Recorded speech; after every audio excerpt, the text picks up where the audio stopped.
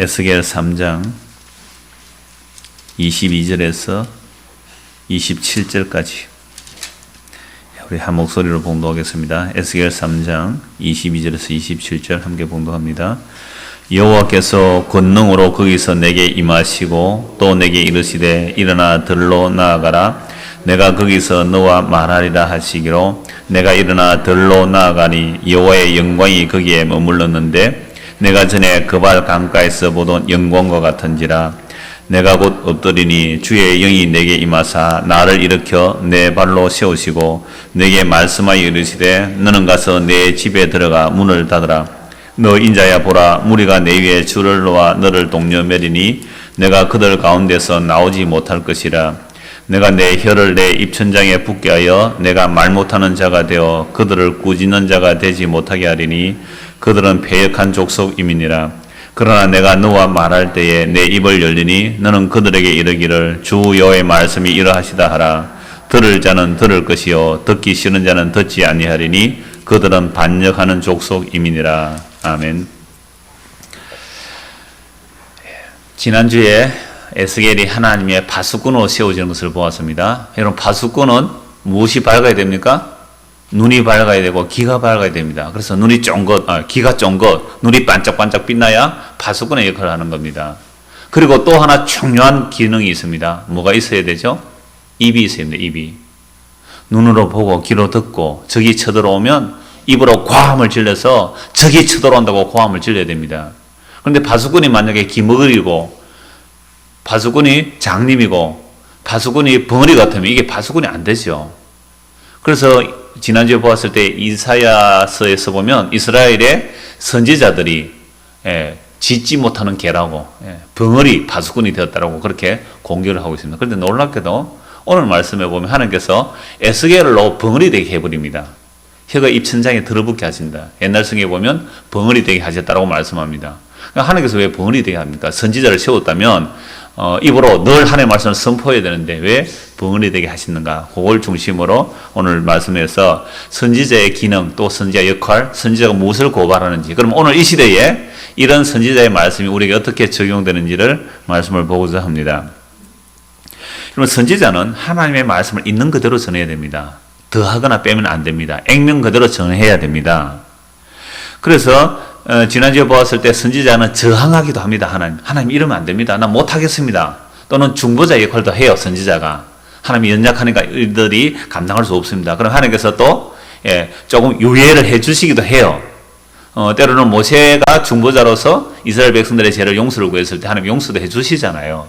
이런 모습을 통해서 하나님의 뜻이 어떻게 증거되는지를 보게 되고, 그런 모든 선지자의 활동들은 결국 예수 그리스도께서 어떻게 선지자와 중보자와 대속자의 역할을 하시는지도 보여주고 있습니다. 그래서 이스라엘의 선지자는요, 말로만 하는 게 아닙니다. 행동으로 보여줍니다. 그래서 예레미야도 선지자도 어떤 데는 뻘거벗고 다녀야 되고, 어떤 데는 모로 누워야 되고, 어떤 데는 아내가 죽게 되고, 에스겔은 아내가 죽습니다. 나중에. 그것도 하나님께서 보여준 하나의 계시의 전달 방편이에요. 그래서 하나님의 선지자라는 것은 하나님의 말씀을 담지하는 사람, 하나님의 말씀을 담아서 나르는 사람, 이렇단 말이죠. 그러니까 이 하나님의 도구로 쓰임을 받는 선지자들의 역할들이 입을 열어서 외쳐야 될 때는 외쳐야 되지만 입을 닫아야 할 때는 닫아야 되는 겁니다. 입을 닫는 것, 오늘 주로 그 말씀이 입을 닫게 하시고 문을 닫아 걸게 하시는데 왜 이렇게 하시는지 이제 한 절씩 찾아보려고 합니다. 먼저 22절 보십시오. 여호와께서 권능으로 거기서 내게 임하시고, 이 말씀은 에스겔이 그발 강가에서 하나님의 영광을 만나죠. 하나님의 영광을 보게 됩니다. 그래서 엎드려서 계시의 말씀을 듣고 지금 포로된 자들이 모여 사는 델아비브에 옮겨져서 이제 델아비브에 거기에 거합니다. 그래서 도시 안에 들어왔죠. 뭐 도시라고 할 수 없죠. 포로민들이 정착 난민과 같은 그런 곳이죠. 그런 곳이 있는데 하나님께서 다시 에스겔 보고 들로 나가라 그럽니다. 들로 나가라. 그래서 오늘 크게 제목으로 살펴볼 내용이 들로 나가라. 내 집에 가서 문을 닫으라. 벙어리가 되리라. 들을 자는 듣고 듣지 않을 자는 듣지 않을 것이다. 이러한 네 테마가 나오는데요. 첫째는 들로 나가라는 겁니다. 여러분, 하나님의 선지자라면 들로 나가면 안 되잖아요. 백성 가운데 있으면서 백성들에게 전해야 되는데 들로 나가버리면 안 되잖아요. 그래서 절이요. 절이 두 가지 절이 있습니다. 불교 두 가지 종류가 있는데 대승불교, 소승불교 하는 게 있습니다. 대승불교는 이제 대중적으로 전도하기 위해서 도시로 오는 거예요. 절들이. 그래서 요즘 절이 아주 이렇게 도시 안에 많이 세워지잖아요. 그런데 소승불교는 아주 깊이 들어가 버립니다. 저 산골로. 그래서 옛날에는 절들이 이제 산으로 많이 들어가 있었는데 지금 아예 뭐 시내로 많이 나오는데 적어도 하나님의 선지자로 받았다면 저 광야로 가거나 들로 가면 안 되고 어디로 가야 됩니까? 사람들 많은 데 가서 외쳐야 되잖아요. 그런데 하나님께서 이 에스겔을 보고 들로 나가라는 거죠. 이미 하나님의 파수꾼, 하나님의 선지자로 시험을 입었는데 제일 첫째 할 일이 뭐예요? 들로 먼저 나가는 겁니다. 왜 이 들로 먼저 나가게 하실까요? 들판은 아무것도 없는데요. 근데 들로 나가서 물론 하나님의 영광을 뵙게 되는데요. 이 들로 나가는 것은 이스라엘 백성들은 자기 마음대로 못해요. 나는 여기서 말씀 전하고 싶습니다. 그게 마음대로 안 되는 거죠. 가라면 가야 되는 겁니다. 그래서 도시에 가서 전하면 도시에 가야 되고 들로 가면 들로 가야 되는 겁니다. 자, 이런 모습이 구약의 아브라함, 이삭, 야곱도 다 자기 원하는 대로 살아갈 수가 없었어요.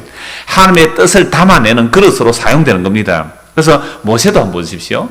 이스라엘의 선지자, 그러면 제일 크게 보는 선지자가 이 모세거든요.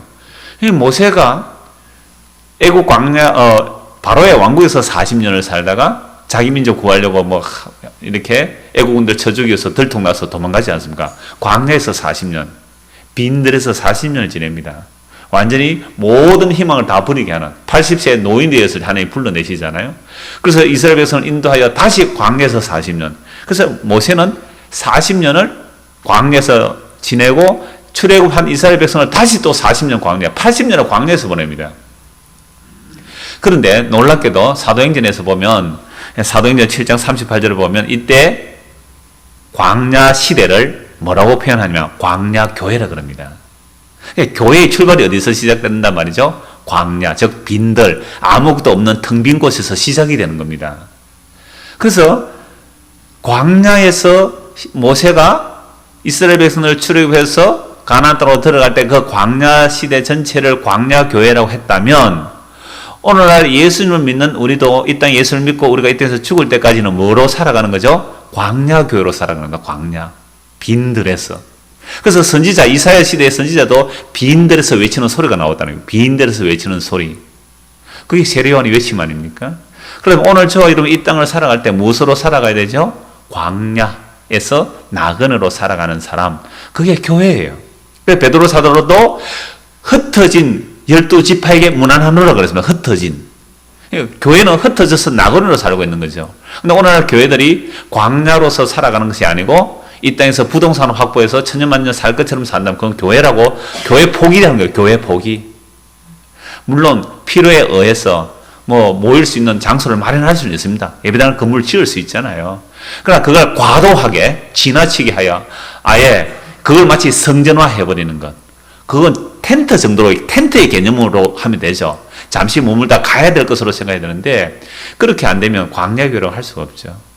그래서 에스겔이 하나님의 소명을 받고 첫째 이제 바로 말씀을 전하는 게 아니라 어디로 가라고요? 들로 나가라. 그 들판은 빈들이에요. 그 바빌론 지역이라는 것 자체가 빈들입니다. 허벌판 같은 곳. 그런 빈 들판으로 나가는 거죠. 빈들로, 들로 나가는 겁니다. 이렇게 빈들로 나가는 것처럼 오늘 저와 여러분들의 삶에서도 마찬가지입니다. 혼자 조용한 시간 정말 필요합니다. 우리가 뭐 들로 나갈 수는 없잖아요. 제가 어느 목사님한테 전화를 했더니 한 이틀 전화를 안 받았어요. 그래서 오늘 전화를 하면서 어디 갔습니까? 그러니까 저 뭐 어느 섬에 들어갔다 왔다 그래요. 그분이 좀 복잡한 일이 있거든요. 그러니까 아마 기도하러 가신 것 같아요. 그래서 한 며칠 기도하고 왔다 오늘 수요일이 나서 들어와서 전화 왔다고 그러시는데 꼭 필요합니다. 우리에게도 이 바쁜 세상 속에서 과연 조용한 시간 따로 내서 주님과 함께 만날 수 있는 시간이 필요하냐 이 말이죠. 그런 필요를 느끼지 못할 정도로 바쁜 시대입니다. 오늘은 예수님도요. 세례 요한이 그 광야에서 활동했잖아요. 놀랍죠? 광야에서 외쳤습니다. 세례 요한이 이사야 선지자의 말씀을 성취하기 위해서 그렇습니다. 광야에서 외치는 소리가. 이 광야에서 외치는데 사람들 어디로 가요? 세례 요한의 말을 듣기 위해서 광야로 가는 겁니다. 여러분 교회를 개척하면 어디서 개척해야 됩니까? 도시에서 해야 되잖아요. 아까 제가 산속에 있는 절, 또 도시 있는 절 그런 얘기인데 교회를 저 한쪽 구석에 저 뭐 제 시골 구석에 이렇게 세워놓으면 잘 안 가잖아요. 근데 그게 선지자 있으면 어떻게 할까요? 찾아가겠죠. 그런 거 마찬가지로 세례요한의 광야 외치는데 수도 없는 사람들이 광야 세례 요한에게 말씀을 들어온 거예요. 성전은 어디에 있는데요? 성전은 예루살렘에 있잖아요. 예루살렘으로 몰려가는 것이 아니라 예루살렘으로 가는 사람 물론 있었겠지만 세례 요한의 선지자의 말을 듣기 위해서 광야로 막 몰려와서 막 회개하고 요단강에 세례받고 이러잖아요. 그때 예수님께서 사역을 같이 하시죠. 물론 요단강에서 세례를 받으시고 뭐 세례 받으셨다는 것은 아예 죄인 아래 오셨다는 표고 이제 세례를 받으시죠. 그리고 사역을 하는데 이 세례 요한은 듣기에 예수님께서 메시아 사역을 안 하는 것 같아요. 뭐 소경 눈뜨게 하고 안전벨 일으키고 이런 것도 다 이사야 또 구약 선지자들이 예언한 내용이거든요.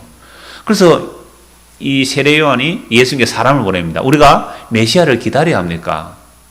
당신 메시아 아닙니까? 나는 당신이 성령 임함을 보고 메시아로 증거했는데 당신의 행동을 보니까 메시아 아닌 것 같아요. 다른 사람 기다려야 됩니까? 그때 예수님이 세례 요한의 제자들에게 말하죠. 세례 요한은 고아목에 갇혀 있습니다. 헤롯 욕하다가. 그러니까 이 말 해라. 안전뱅이가 일어나며 송이 눈 뜬다.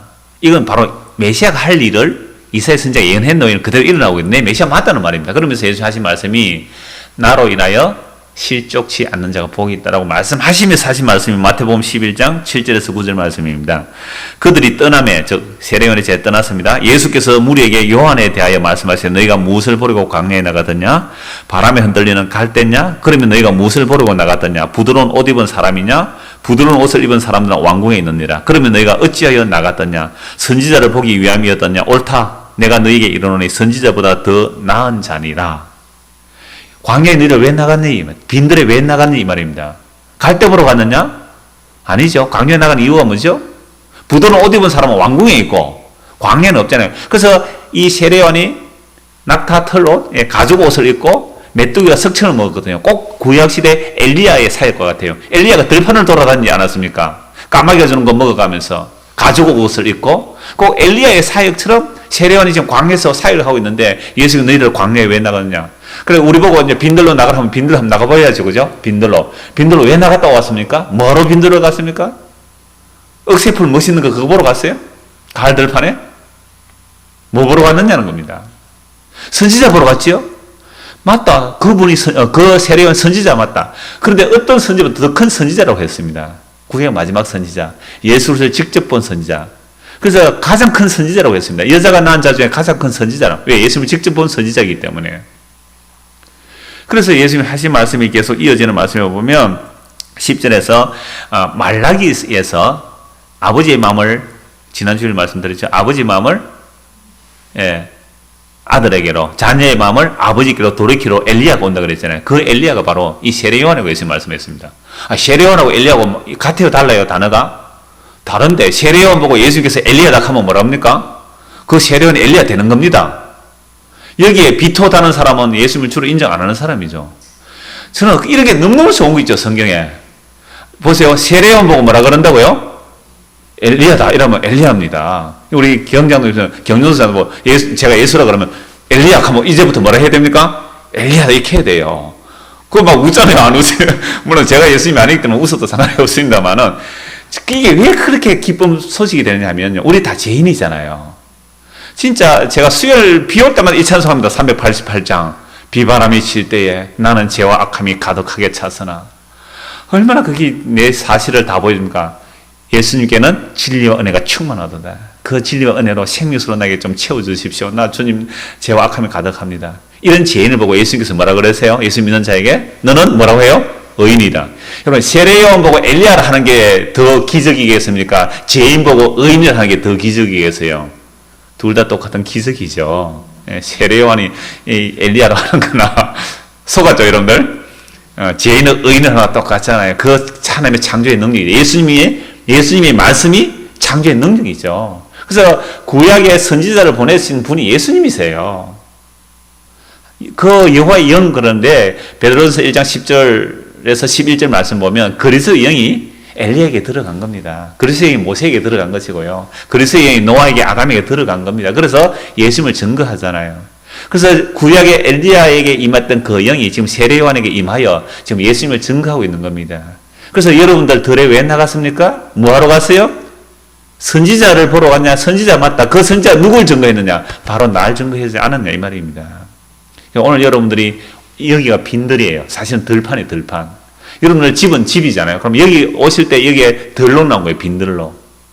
여기 빈, 이거 뭐 여러분들 뭐 살 수 있는 곳이 아니잖아요. 여기서 여러분 살지 않잖아요. 그러면 집에서 떠나서 오늘 여기 뭐로 와야 됩니까? 들에 나와요. 들에 뭐하러 왔습니까 오늘? 선지자 보러 와야죠. 선지자의 말을 듣는 거예요 이제는 선지자가 기록된 이 복의 말씀을 들으러 와야 되는 겁니다. 그래서 오늘날도 들로 나가는 일은 꼭 필요합니다. 들로 나가는 일. 근데 오늘 교회 가면 들이 아니에요. 교회가 세상보다 더 복잡해.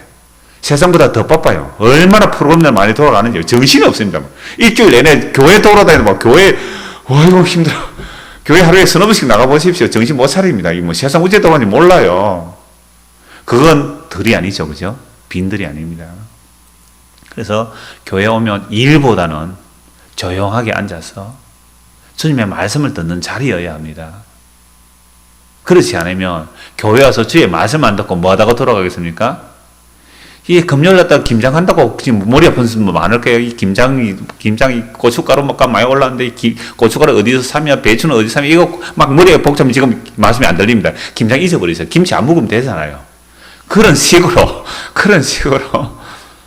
지금 주님의 말씀에 집중해야 돼요. 그래서 교회가 프로그램이 많아지면요. 주의 말씀이 귀에 들리는 것이 아니라 그 프로그램에 참여하고 그거 돌아가는 그 일이 신경 쓰이는 거예요.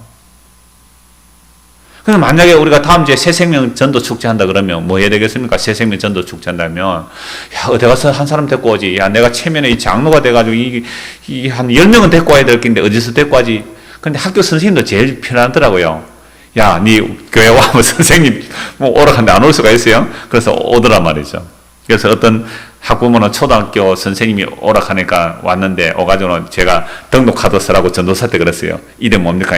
선생님 오락하니 안 올 수는 없고 하면서 초등학교 선생님이요. 담임 선생님이 교회 오락하는데 안 올 수가 있습니까? 그래서 왔다고 그러더라고요. 그러니까 그때 그러면 또 다음 주에 여러분 새생명 전도 축제 해피데이 뭐 였던 VIP 맞죠? VIP 초청주일 했던 그런 거 한다고 막 하면요. 예배 시간 내내 또 목사님 그걸 강조하네요. 전도에 사는 게 영광을 돌립시다. 뭐 햇살 하나님의 집을 채웁시다 하면서 막 그런 프로그램 얘기하면요. 빈들이 아니에요. 그가 완전 시장장터 시장장터. 예수님께서 그런 곳 가시면 어떻게 하겠어요? 판을 뒤집어 엎어버리죠. 성전에서 지금 장사한다고 난리예요, 난리. 전도 10명은 자전거 준대, 자전거. 냉장고 세탁기 전에 자동차까지 그렇습니다, 부산에서는. 세상에, 빈들이어야 되는데. 앞에서 온갖 쇼를 다 합니다, 온갖 쇼를 다 해요. 여러분, 덜로 나가십시오. 여기도 장사터 같으면 더 깊은 덜로 나가시길 바랍니다. 그게 주님의 음성을 듣는 자리예요. 그래서 빈들로 나갔더니 뭐라고 합니까? 23절 보십시오. 내가 일어나 들로 나아가니, 보세요. 들로 나가야 됩니다. 나아가니 여호와의 영광이 거기에 머물렀는데, 놀랍죠? 여호와의 영광이 어디에만 계셔야 되죠? 예루살렘에만 계셔야 되는 거 아닙니까? 근데 그 여호와의 영광이 세상에 일주일 전에 바벨론 포로가 잡혀서 그발 강가에 나갔는데 그 강가에 여호와의 영광이 임한 거죠. 지금도 어디에 계시죠? 빈들에 계시는 거예요. 여호와의 영광이 그 빈들에서 에스겔에 만나. 이제는 딱 알죠. 처음 여호와의 영광을 봐서 바로 탁 엎드립니다. 그래서 우리가 빈들에 나가는 이유는 뭘 바라봐야 돼요? 여호와의 영광을 바라봐야 됩니다. 물론 이때는 여호와의 영광이 말할 수 없는 놀라운 모습으로 나타났지만 오늘날 여호와의 영광은 십자가 안에 감춰져 있거든요. 예수님이 십자가 보러 가려면 시장 장터에서는 십자가 안 보입니다. 조용한 빈들. 꼭 여러분 빈 자리를 한번 마련하십시오. 하루에 30분도 괜찮아요. 뭐 10분도 괜찮아요. 여러분 조용한 빈들. 이 예배당이 얼마나 빈들인지 제가 아침부터 저녁까지 여기 있으면요. 한 명도 안 찾아옵니다. 여기에. 얼마나 조용한 빈들인지. 이렇게 조용한 곳이 없어요. 여기 혹시 한 사람 앉아있으면 저쪽에 가면 되잖아요. 제가 가운데 있는데 심심합니다. 저는 너무 빈들이 돼가지고. 혼자 늘 빈들에 있어가지고. 가끔 답답할 때요. 뭐 전화하고 누구 만나고 하지 마세요. 직접 오면 되잖아요. 앉아서 앉아 있다가도 됩니다. 빈들 진짜 조용합니다. 일주일 내에 조용합니다. 그래서 나갔더니 여호와의 영광이 거기에 머물렀는데 내가 전에 그발 강가에서 보던 영광과 같으니라. 내가 곧 엎드리니 주의 영이 내게 임하사. 엎드려지니까 누가 일으킵니까? 주의 영이 일으키시는 거죠. 내 발로 세우시고 내게 말씀하여 이르시되 너는 가서 내 집에 들어가 문을 닫으라. 여러분 주의 영이 임하면 엎드려집니다. 힘이 다 빠져버리죠. 제가 갱년기가 왔는지 모르겠어요. 요즘 좀 우울합니다. 뭐 세상에 재밌는 게 하나도 없어요. 몰라 옛날에도 재밌는 게 별로 없었지만 그래서 오늘 하루는 또 비가 와서 그런지 하루 종일 좀 무기력했어요. 힘이 쭉 빠지는 것이요. 그래서 우리 딸이 아빠 비 오는데 그 우산 안 가져왔다고 태워달라 그래요. 그래서 제가 3시 반에 태워가지고 가면서 인정아 무기력해서 힘이 하나도 없다 하니까 아빠 한 달 휴직하세요. 한 달 휴직하세요. 그럼 휴직하면 다시 지식시키 줄란가? 예, 그 얘기를 했는데 정말 여러분 무기력할 때가 있죠. 그죠? 진짜 힘 쫙 빠질 때가 있습니다. 아무것도 하기 싫고 손도 꼼짝하기 싫고 그때 어디로 가면 됩니까? 빈들에 가세요. 빈들에 가서 주님과 교제하십시오. 주님의 말씀과 교제하십시오. 주의 성령이 임하시면 일어날 힘을 주시죠. 일어날 힘을 주십니다. 그런데 이 에스겔에게 놀랍게 주의 영이 임하여 일으키시고 발을 세우시며 주의 말씀을 듣게 하는데 그 다음 말씀이 또 문제예요. 어디로 가라? 내 집에 가서 문을 닫아라. 여러분, 아니 하나님께서 성령 임해서 힘을 주었다면 이제부터 뭐 해야 됩니까? 동네 뛰어가가지고 회개하십시오, 여러분들. 주께서 지금 우리를 회개하라고 그럽니다. 지금 적이 쳐들어옵니다. 그 적이 누구라 그랬어요? 여호와 하나님 적이 되어 쳐들어오는 거예요. 회개하십시오 이래야 되는데 집에 들어가서 문 닫아버리래요. 정말 선지자 같으면 광음절에 집에 가서 문 닫아버리면 못 잡니까? 제가 오늘 하시니까 문 닫고 있었습니다. 사실은 이러면 자꾸 제가 에스겔이 되는데 저는 아닙니다. 에스겔 문 이렇게 열어놓기도 못해서 그냥 닫아버리고 있었는데 그래서 이 에스겔 문 닫으라. 왜 닫으라고 했을까요? 문 닫으라 한 이유가 뭘까요? 25절 보십시오. 너 인자야 보라 무리가 내 위에 줄을 놓아 너를 동료매리니 내가 그들 가운데서 나오지 못할 것이라. 문에 들어가면 잘됐다 하고 그 바벨론 포로로 잡혀온 사람들이 에스겔을 묶어버리는 거죠. 못 나오도록. 이 정도로 악하다 이 말입니다. 그래서 선지자가 집 안에 들어가서 문을 탁 걸어 잠가버렸다. 그러면 뭐예요 지금? 심판이에요. 부부싸움 할 때 문에 들어가 방문 팍 잠가보면 뭡니까? 부부싸움 하다가 요새 방이 많잖아요. 옛날 한개 같으면 사업하자 그건데 요새 방이 많잖아요.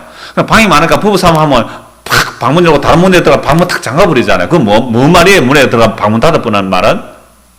나는 니하고 말 안 하겠다는 거 아닙니까?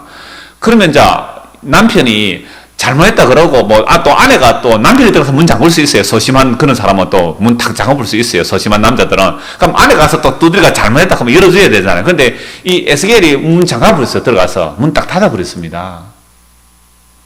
그러면 제가 부부 얘기를 한 이유가 진짜로 이 부부가 싸움할 수 있지만 문 열어달라고 해야 되는데 진짜 나쁜 남편 같으면 어떻겠어요? 문 딱 잠궈보고 들어가면 뒤에서 못 치부는 못 나오지 못하도록. 나오지 마, 너는. 남편이 문 닫고 들어갔습니다. 소심한 사람은 그럴 수 있어요. 그 소심 A형 그런 사람은 그럴 수 있어요. 문 잠가면. 그럼 아내가 어떻게 합니까? 큰 몽둥이 가서 갖다 빠지면 문 못 열고 들어오도록. 이제 이 에스겔 말씀 여러분 평생 남을 거예요. 자, 에스겔이 집에 들어가 문을 닫아버렸습니다. 그게 심판이거든요. 난 너하고 말 안 하겠다는 겁니다. 그러니까 하나님 남편이고 이스라엘 부인이잖아요. 그래 남편의 역할을 에스겔이 하는 겁니다. 나 너희하고 말하기 싫다고 문 닫아버린 거죠. 그럼 아내가 잘못했어 이래야 되잖아요. 이스라엘 백성이 잘못했습니다. 문 열고 와서 말씀 좀 해주세요. 막 빌어도 못하는데 세상에 이스라엘 백성 들어가서 뭐합니까? 잘됐다고 망치로 망치로 못 쳐서 줄로 완전히 막아서 에스겔을 못 나오게 해버렸습니다. 이거 예레미야에게, 이사야에게 다 이랬습니다. 하나님의 참된 선지자에 전부 입 막으려고 했습니다. 그래서 하나님께서 에스겔을 보고 너는 집에 가서 문을 닫으라 한 것 자체가 뭐예요? 심판이에요. 정말로 그러한지를 우리가 예레미야 29장 한번 찾아봅시다. 예레미야 29장입니다. 이 예레미야 29장 전체를 보면 이 내용과 좀 연결이 되는데요.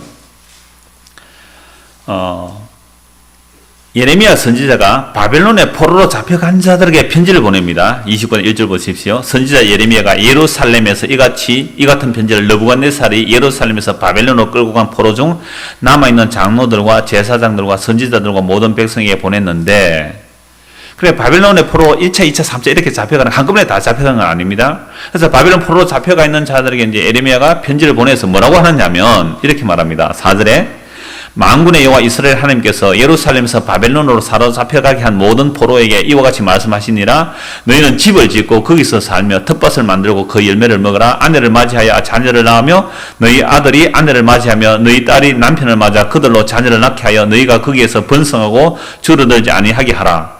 너희는 내가 사로잡혀 가게 한 그 성읍의 평안을 구하고 그를 위하여 여호와께 기도하라. 이는 그 성읍이 평안함으로 너희도 평안할 것입니다. 바벨론 포로 잡혀갔는데 그 나라에서 잘 먹고 잘 살아라. 집 짓고 살아라 이 말입니다. 자식 먹고 살아라. 그리고 뭐까지 기도해라? 바벨론이 평안하도록 기도해라. 이 완전 매국노죠. 그러나 그게 하나님께서 70년 동안 그렇게 그들의 민족을 보호하는 방법이 하나예요. 물론 죄를 지었기 때문에 포로로 잡혀가서 70년 동안 땅에 안식하고 그 기간 동안 그들이 포로로 잡혀가 있어야 되지만 그곳에서 집 짓고 살고 그 다음에 바벨론이 멸망하지 않도록 평안하도록 기도해라는 겁니다. 우리가 바울사도 그랬잖아요. 우리가 이 땅에 살면서 나라를 위해서 기도하고 나라가 평안을 기도하라 그랬잖아요. 그럼 왜 그렇게 기도하라 그랬을까요? 이 나라가 잘 돼서 우리도 잘 된다는 차원이 아니고 이 나라 망할 나라 맞잖아요. 그러나 주님 오시는 그날까지 우리 신앙생활 하는데 너무 어렵지 않게 해달라고 하는 기도와 마찬가지예요. 바벨론을 영원히 있도록 기도하는 거 아니에요. 70년 동안 그러면 돌아오리라 합니다. 그런데 이 편지를 받은 사람들이 뭐라고 하겠습니까? 이 편지를 받은 사람들이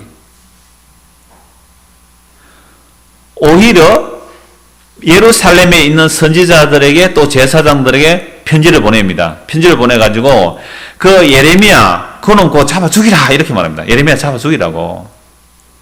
그래서 19절 보십시오. 여호와의 말씀이니라. 너희들이 내 말을 듣지 않았기 때문이라. 내가 내 종 선지자를 너희에게 꾸준히 보내서나 너희는 그들의 말을 듣지 않았느라. 여호와의 말씀이라. 바벨론 포로 잡혀갔으면 그들이 그 말을 듣고 이제는 우리가 포로 잡혀왔으니까 하나님의 말씀 순종하자 이래 나오는 게 아니고 거짓 선지자들은요 2년만 돌아간다는 거죠. 그래서 예레미야의 말은 듣기 싫은 겁니다. 그래서 바벨론에서 오히려 편지를 보내가지고 예레미야하고 그놈들 잡아가두라. 하나님께서 제사장을 세운 것은 바로 그 일이 아니냐 이 말입니다. 그래서 24절 보십시오. 너는 너알람 사람 서마에게 이같이 말하 이르라. 만군의 여호와 이스라엘 하나님께서 이와 같이 말씀하여 이르시되 내가 내 이름으로 예루살렘에 있는 모든 백성과 제사장 마아시아의 아들 스바냐와 모든 제사장의 글을 보내 이르기를 여호와께서 너를 제사장 여호야다를 대신하여 제사장을 삼아 여호와의 성전 감독자로 세우시며 모든 미친 자와 선지자 노릇하는 자들을 목에 씌우는 나무 고랑과 목에 씌우는 새 고랑을 채우게 하심이거늘 내가 어찌하여 너희 중에 선지자 노릇 안 하도 사람 예레미야를 책망하지 아니하느냐. 지금 바벨론 포로 와가지고 뭐라 그랬겠어요? 거짓 선지자들이 비록 우리가 바벨론 포로 잡혀왔지만 곧 예루살렘으로 돌아가리라. 여러분들이 사업을 하다 굉장히 어려운 가운데 처했습니다. 또는 사업이 망했습니다. 그때 목사 가서 뭐라고 해야 되겠습니까? 집사님, 2년 안에 흥합니다. 2년 안에 일어납니다. 그런데 집사님 하나 회개할 게 있습니다. 목사님 뭡니까? 그때는 긴장해서 듣잖아요. 그동안 11조를 제대로 안 했네요. 그거 하십시오. 그래서 이 사람이 빚내가 11조를 많겠죠. 한 10년 동안 안 한 것 같으면 다 했었다고요. 그랬더니 사업이 2년 만에 번성했습니다. 이런 간증 들어보셨어요? 안 들어보셨어요? 저는 많이 들어봤습니다. 직접. 목사들이 막 그렇게 저 양산에 가면 큰 기도원이라고 있어요. 감남산가 뭔가 하는 기도원이 있는데 그 기도원에 맞죠? 감남산? 아니 감림산입니다. 감남산에 미안한 감림산에 제가 청년회 때 우리 뭐 교사들 같이 가면 한 번씩 교회에서 가라 해가 갔으니까 진짜 그 얘기 하더라고요. 그러니까 회개하라 그러니까 여러분 가난하고 병들고 뭐 사업이 안 되는 것은 하나님 앞에 회개해야 되는데 그 회개의 내용이 뭐냐니까 그동안 12조 때문 거 하면 하나님께 회복시켜 준다고. 그래서 그런 사람 관심을 쭉 드는 거예요. 그러면 그 설교를 듣고서 그래 내가 그동안 떼먹었던 것 내가 갚아내므로 하나님께 다시 내 사업이 일어나고 회복된다고 만약에 그렇게 믿고 나가서 하면 그 사람은 예수님을 사랑한 게 아니고 뭐 한 거예요? 우상숭배예요. 자기를 사랑한 거죠. 그러면 그 사람이 평소에 그러면 돈 떼먹은 건 뭐예요? 그것도 죄긴 죄입니다. 돈을 사람이 일만하게 뿌리기 때문에. 그냥 고래도 죄고 사실 그거 한꺼번에 이렇게 개 놓는다고 해도 그것도 뭐가 되죠? 그것도 죄예요. 근데 그렇게 하면 회개한 줄 착각하는 거야. 이 정도로 이스라엘 백성은 지금 그러고 있는 거예요. 바벨론 포로 잡혀가서 뭐라고 했다고요? 거짓 선지의 말을 들으니까 2년 안에 돌아갑니다. 그런데 에레미야는 뭐랍니까? 70년 동안 푹 썩으십시오. 이 말이 아닙니까? 그러면 어떤 사람이 사업을 하다 망했는데 가서 목사 가지고 이 70년 동안 지금 문 닫아놔야 되겠는데 이런 뭐라고 했어요? 지금 나이가 50인데 70년 있으면 뭐 끝났죠 뭐. 이런 얘기를 지금 에레미야가 하는 겁니다. 그러니까 이 거짓 선지자가 예루살렘에 있는 제사장에 편지 보내가 당신이 제사장 된 것은 그런 미치광이 누구예요? 미치광이? 예레미야. 그럼 미치광이를 쇠고랑 채워가지고 감옥에 가두라고 당신을 제사장 삼았는데 어떻게 미치광이 예레미야를 그냥 놔두느냐 이 말이에요. 그래서 지금 바벨론 포로에 잡혀왔는데도 에스겔이 하나님의 말씀을 전하지니까 포로로 잡혀온 사람이 뭐 한다고요? 예레미야 들어가면 못 들어도 줄로 묶어버린다 이 말입니다. 이 정도로 사람들은 하나님의 말씀을 듣기를 싫어합니다. 거짓말은 듣기 좋아합니다. 자기 귀에 좋은 말은 듣기 좋아해요. 그게 율법이든 복음이든 상관없어요. 율법도 자기 좋은 대로만 챙기고 듣고요. 복음도 자기 좋은 대로만 챙기 듣는 겁니다. 인간이 그렇게 자기 중심적이에요. 미안합니다. 우리 딸 얘기를 한 번 더 했어요. 그래서 뭐 이런저런 반복다 얘기했는데 조금 전에 들은 얘기예요. 아빠 어떤 심리학자가요. 60억 인구가 다 문제가 있는데 그 사람 한 사람을 고치려고 하면 60억까지 방법이 필요하다 그랬대요. 그러니까 60억 명이니까 60억 그냥 한 명 한 명 다 치료 방법이 다르다. 요 사람 이렇게 치라고 요 사람 이렇게 치라고 그렇게 말했던 심리학자가 죽을 때 이렇게 말했답니다. 인간은 다 똑같다. 방법 한 가지. 인간 다 똑같다는 거죠. 인간은 지밖에 모르는 죄인이라는 거 아닙니까? 자기 중심적인 죄인이에요.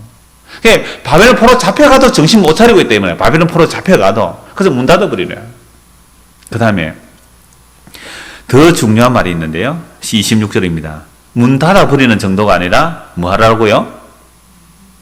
에스겔 3장 26절입니다. 내가 네 혀를 네 입천장에 붙게 하여 내가 말 못하는 자가 되어 그들을 꾸짖는 자가 되지 못하게 하리니 그들은 패역한 족속입니다. 혀가 입천장에 붙어버리면 말을 못하죠. 벙어리 되죠. 벙어리 되면 뭘 못한다는 거죠? 꾸짖지 못하게 한다. 여러분들이 꾸짖음이 없다면 심판입니다. 여러분 교회로 나왔는데 여러분이 꾸짖음을 듣지 못했다면 그건 심판이에요. 여러분들 좋은 말은 해줄 수 있죠. 여러분 이렇게 하면 복 받습니다. 그러니까 꾸짖는데 아까처럼 하는 꾸짖음은 엉터리란 말이에요. 여러분들이 지금은 가난하고 병들고 힘들고 어려운 것은 이렇게 안 했기 때문에 이렇게 어려움이 왔습니다. 그러므로 뭐 이렇게 헌금을 다 안 한 것 챙겨서 내고 또 이렇게 하면 복을 받습니다. 라고 하면 그게 꾸짖음 아니에요.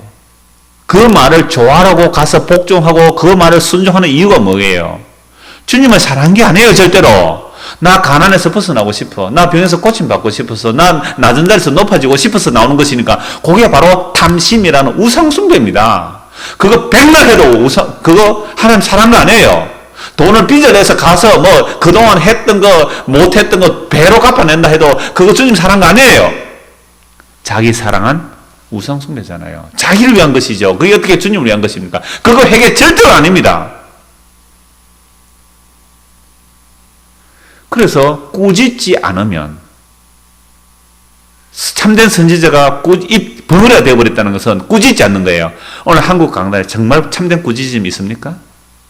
참된 꾸짖음이 있는 내 말입니다. 여러분들이 목숨을 바쳐 했다 할죠. 그것이 하나님 앞에 의가 안 됩니다. 회개하고 예수를 믿으십시오. 나는 얼마나 오랫동안 교회 다니 그거 아무런 하나님 앞에 도움 안 됩니다. 오히려 그것이 교만이란 죄로 쌓일 수 있습니다.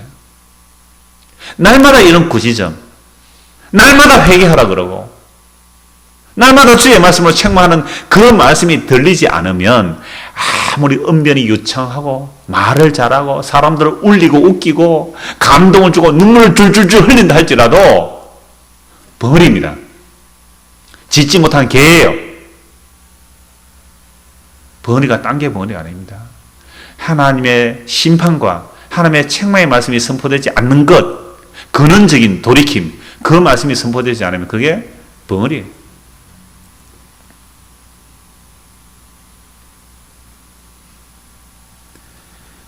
그러면 왜 에스겔을 하여금 선지자인데 벙어리가 되게 하시는가? 26절 끝입니다. 그들은 무슨 족속이라서요? 패역한 족속이라서. 그들은 반역하는 족속이라서. 반역하는 족속에게 말해도 안 되면 말 안 함. 그게 심판입니다. 여러분, 자녀들에게 잔소리 하다가, 부모는 잔소리 아니죠. 바른 소리고. 애들은 들을 때 잔소리도 들리겠죠. 근데 부모가 하다가 안 되면 어쩝니까? 말 안 합니다.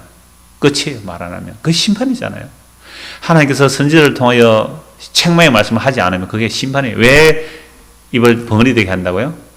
패역한 족속이라서. 더 말하지 않음. 여러분, 이것으로 끝인데요. 놀랍게도 그러나가 우리를 살려줍니다. 그러나가 있습니다. 그 다음 절 보십시오. 그러나 내가 너와 말할 때에 내 입을 열리니. 여러분, 하나님의 말씀을 받아 먹어도 입을 열고 닫는 것은 선지자의 마음대로 안 됩니다. 하나님의 말씀을 받아 먹었지만 입을 열게 하시는 것도 하나님이시고 닫게 하는 것도 하나님이세요. 그래서 정말로 심판받아야 될 자는 아예 선지자 입을 닫아버립니다. 그러나 말씀을 듣고 회개할 자에게는 선지자 입을 열어주시죠. 그래서 하나님께서 말씀하실 때는 입을 열어라. 그래서 그들에게 이르기를 주 여호와의 말씀이 이러하시다 하라. 근데 주 여호와의 말씀이 에레미야나 에스겔이 또는 이사야가 입을 열었다 하면 어떤 말씀이 선포되었을까요? 심판의 말씀이잖아요. 그래서 에스겔이 보았을 때 두루마기를 받아 먹었는데 그 두루마리에 뭐가 기록되어 있어요? 안과 밖으로 애가와 애곡과 재앙의 말씀. 입을 열면 여호와의 말씀이 이러하다고 선포할 수밖에 없는 거예요. 여러분, 오늘 저와 여러분은 이 구약 이스라엘 백성들보다 나은 점이 있습니까? 우리가 구약 이스라엘 백성 나은 점이 있어요? 결코 없어요. 오히려 우리는 더하죠. 우리는 율법 시대는 그래도 율법 지킬 흉내라도 냈는데 우리는 은혜요 복음이라 그러니까 아예 은혜 복음 이용해가지고 그들보다 더 했으면 되겠지. 정말 우리 안에 죄와 악함이 가득한 자기 중심적인 율법 주니까 율법 이용하고 복음 하니까 복음 이용하는 게 우리들의 모습이에요. 그러므로 애가와 애곡과 재앙의 말을 선포할 수밖에 없습니다. 그러면 이 애가와 애곡과 재앙의 말씀을 정말 자기의 말씀으로 자기를 책망하는 말씀으로 받아들이며 아멘 할 사람이 누가 있겠느냐 이 말입니다. 자기를 부인하고 내가 어떠한 공로를 썼다고 할지라도 그것은 주님 앞에 무익한 것이라고 하고 나는 예수님의 십자가의 피에 용서 없으면 나는 지옥 가에 마땅한 죄입니다. 누가 그걸 얘기할 수 있겠어요? 내가 지금까지 사온 그 의롭다는 것 바울이 뭐라 그랬습니까? 배설물로 했거든요. 내가 하나님 위해서 어느 누구보다 열심히 했던 그 모든 열심들을 예수님 만나고 나니까 그게 배설물로 이겼습니다. 여러분들이 지금까지 살아오면서 어떻게 윤리도덕적으로 바르게 살았다는 것 아니면 교회 안에서 헌신충성 주를 섬겼다는 그 모든 것들을 여러분 지금 배설물로 이기십시오. 라고 할 때에 정말 아멘 나는 배설물로 이깁니다. 라고 자기가 부인되어지면 이거 들을 게가 있는 사람이에요. 그래도 목사님 내가 한 게 어딘데요. 내가 아니면 이 교회 어떻게 유지됐습니까? 라는 마음이 드신다면 빈들로 가시기 바랍니다. 빈들로 가야 됩니다. 꼭 가야 됩니다. 그래서 분명히 입을 열어서 말씀을 전하게 했을 때 그 말씀을 들을 자도 있고 듣기 싫어서 듣지 않을 자도 있습니다. 보십시오. 27절 다시 봅니다. 같이 한번 읽겠습니다. 그러나 내가 너와 말할 때에 내 입을 열리니 너는 그들에게 이르기를 주 여호와의 말씀이 이러하시다 하라. 들을 자는 들을 것이요 듣기 싫은 자는 듣지 아니하리니 그들은 반역하는 족속이다. 들을 자는 들을 것이요 듣기 싫은 자는 듣지 않을 것. 그래서 복음은 반드시 듣기 싫은 자가 나와야 됩니다. 복음을 전하는데 모든 사람이 다 좋다 좋다면 그거는 거짓 선지자입니다. 반드시 듣기 싫은 자가 나옵니다. 그래서 성령이 임해서 사도들이 복음 전했을 때 회개하며 어찌할꼬 한 자들이 나오는가 하면 또 한편에서 돌을 던져 죽인 자들이 나오죠. 그러면 들을 자가 많겠어요? 듣기 싫은 자가 많겠어요? 듣기 싫은 자가 훨씬 많습니다. 바울이 복음 전하러 갔을 때에 처음에는 들은 자들도 나중에 다 떠나요. 왜요? 듣기 싫어서.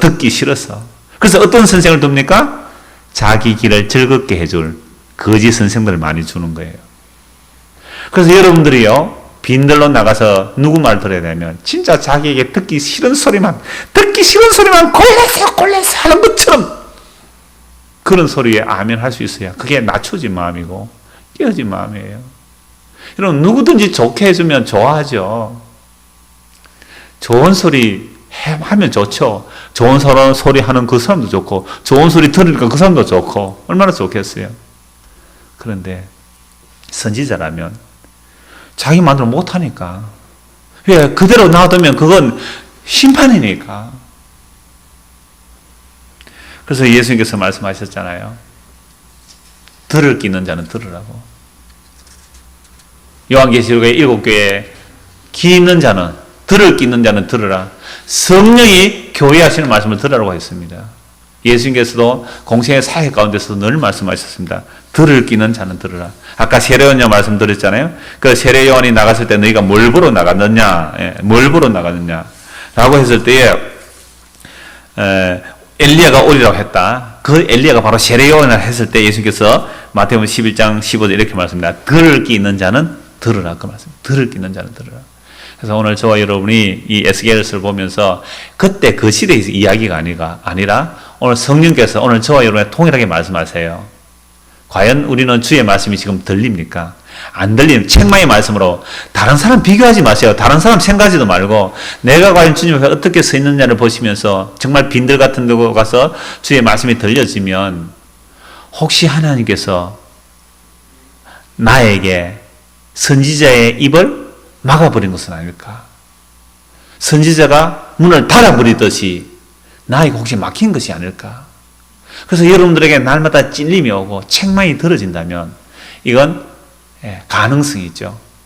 책망과 찔림을 들을 때는 그게 들을 기가 있는 사람입니다. 여러분, 주님 오시는 그날까지 들을 자는 들을 것이고 듣기 싫은 자는 듣지 않게 되어 있습니다. 바울 사도가 복음을 전했는데 사도행전 28장 끝에 가보면 그렇습니다. 들을 자도 있고 듣지 않는 자도 있고 믿을 자도 있고 믿지 않는 자도 있고 이게 이사야 선지자의 예언대로 됐다 이 말입니다. 그래서 여러분들이 좋은 말만 쫓아가지 마시고 그건 망하는 길이거든요. 여러분들에게 싫은 소리만 골라하는 자리에 앉아서 아멘으로 받아들일 수 있는 저와 여러분 되기를 소원합니다. 기도하겠습니다.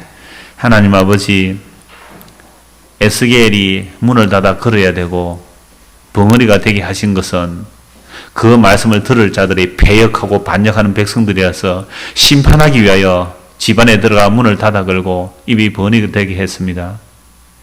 하나님께서 그대로 두셨다면 우리도 다 진멸받아 마땅한데, 그러나 하나님의 창세전의 언약을 따라 긍휼을 베푸시기 위하여 다시 주의 말씀을 듣게 하시니 감사합니다.